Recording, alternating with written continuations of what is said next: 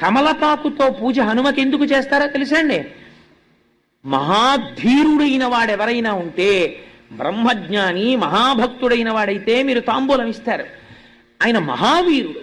హనుమ కన్నా వీరుడు ప్రపంచంలో ఉండడు. ఎందుకని అంటే హనుమకి అసలు ఆయుధం లేదు, ఆయనకి రూపాలున్నాయి. ఒక్కొక్కసారి దాసాంజనేయుడుగా ఉంటాడు, అప్పుడు పరమభక్తితో ఇలా ఉంటాడు. ఒక్కొక్కసారి ఉగ్రాంజనేయుడుగా ఉంటాడు. మీరు అటువంటి ఫోటోలు ఎప్పుడైనా చూశారో లేదో, చూస్తే భయం వేస్తుంది. అసలు వాళ్ళమునకు తోకతో ఇలా నిప్పు పట్టుకుని నిలబడతారు. అసలు అటువంటి మూర్తిని పెట్టుకోవడం కూడా చాలా కష్టం. ఉగ్రాంజనేయుడుగా ఉంటాడు. ఒక్కొక్కసారి పంచముఖ ఆంజనేయుడుగా ఉంటాడు. అదేమిటంటే ఆంజనేయుడికి అలా శిరస్సులు ఉంటాయా అని మీరు తెల్లబోతారు.